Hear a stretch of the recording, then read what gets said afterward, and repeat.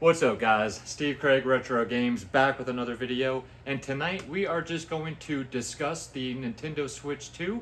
I have some things I wanted to go over. I am a big fan of the Switch. If you guys can tell, I have over 410 physical games. I have 8 different Nintendo Switch consoles. Big fan. I was very excited for the Nintendo Direct on Wednesday, and as the Direct went on, my excitement started to get a bunch of holes shot in it by Nintendo. So I'm not as excited as I was. I was definitely going to try and pick one up day one. Now I'm not so sure. So a few things I wanted to go over. The first thing is the price. So the system alone is $449.99. If you want the bundle that comes with the digital copy of Mario Kart World, you are looking at $500. Now that alone is not that big of a deal to me. The price of the system, I fully expected it to be at least $400 anyway. Where the problem comes in for me is the price for some of these games. Sorry, if I look over here, I've got some notes written down. So Mario Kart World is going to be $80. That is digitally and physically. I know the new Donkey Kong Bonanza is going to be $70.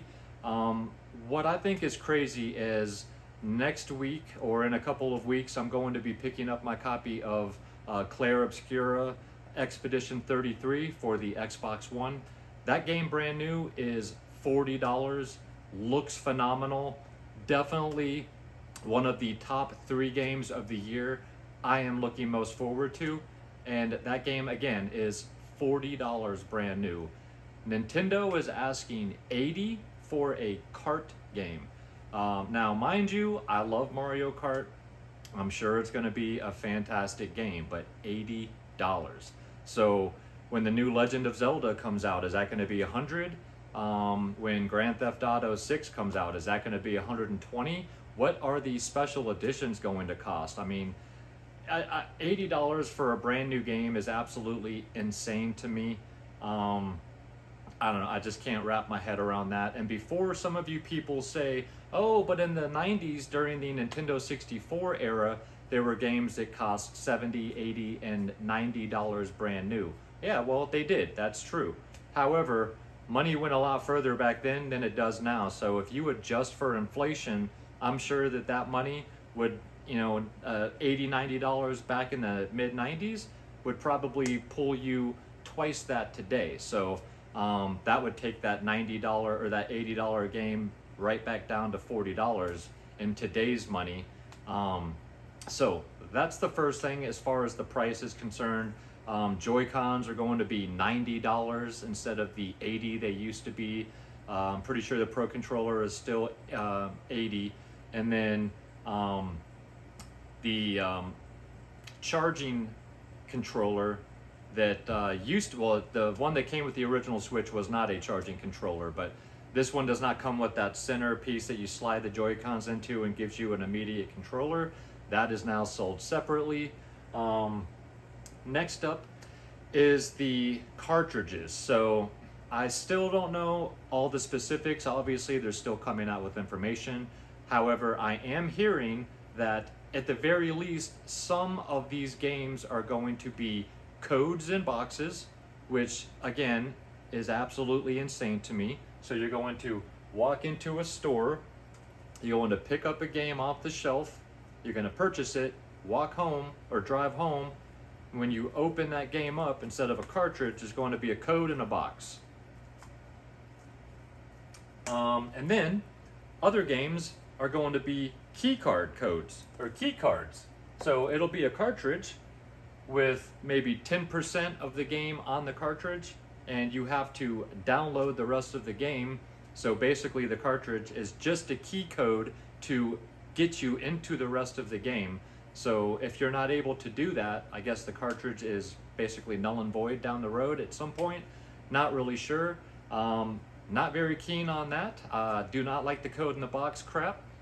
And I do not like the fact that Nintendo Switch cartridges are going from full games on the cartridge to some of them potentially being key card cartridges, which I don't understand, especially when Nintendo knows that especially its fans are physical collectors. The whole reason why they do amiibos, they know darn good and well that Nintendo fans are going to buy amiibos. They're going to buy multiple Switches. They are going to eat up anything Nintendo puts out, like this Alarmo and all this other stuff. If Nintendo slaps its name on it, they're going to sell. So, for the most part.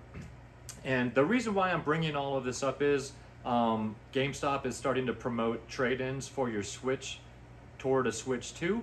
And I just think that some of you should hold off on that and let me finish my other points before wrapping up this video. But quickly, if my memory serves me correctly, GameStop is going to offer, I think it's $150 for a trade-in with an OLED Switch. I think it's $125 for a regular Switch and $100 toward a Switch Lite if you're trading in toward a Switch 2.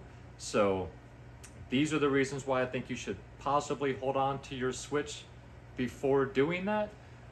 Next up is battery life. I've heard a few people that have had hands-on time with the Switch 2 say that the battery life is about 2 to 4 hours less than the current Switch. Again, I don't know if this is true. These are just the reports that I'm hearing so far, where the normal Switch, you might get 8 to 9 hours with a less demanding indie game. I'm hearing the Switch 2 is only pulling about 6 hours for a less demanding indie game, which means if you're playing something like Witcher 3 or Breath of the Wild, you're probably looking at 3 to 4 hours of battery life, and I don't understand how you can go backwards in battery life when everything else seems to be kind of taking a step forward, at least technologically. Next up, this is probably one of the biggest reasons to hold on to your Switch and not trade it in, is the Switch has a massive library. However, so far there are 2 lists. One list has over 120 games that do not work on the Switch 2, even though they're claiming that the Switch 2 is backwards compatible with most Switch games. There are over 120 of them that currently do not start up and run at all. And then there is another list that I think is over 150 games, I'm not exactly sure, where components of the game will not work while running on the Switch 2. What that consists of, I do not know exactly. All I know is if it's not going to run the game 100% and you're not going to get all the benefits of that game out of using it in a Switch 2, then it's probably best to play it in an original Switch, and you might want to keep at least one of those on hand. So, and then charges for upgraded games. So they're going to be releasing versions of Breath of the Wild and Tears of the Kingdom for the Switch 2. There's going to be a Switch 1 and a Switch 2 release of Metroid Prime 4. But if you have a Switch 1 version and you want to be able to play with some of the new upgrades that they're bringing out for some of the older games, you have to pay for the upgrade. I get that PlayStation does that. I have a problem with that. I mean, Nintendo, you've already charged X amount of dollars to buy the game. Now they're buying into your new system. And if you can't eat a $10 upgrade for somebody that already owns the copy or owns a copy of the game, if you can't eat an upgrade of $10, there's a bigger problem here. I know you guys aren't hurting for money. And another thing, re-releases and ports. Some of these games that they're re-releasing on the Switch 2 that are ports that have already been released on other systems are charging $70 or $80 for a port. Now, it might run better, it might look better. You're really gonna pay twice the price for a game that you bought for $40 on the Switch or the 3DS.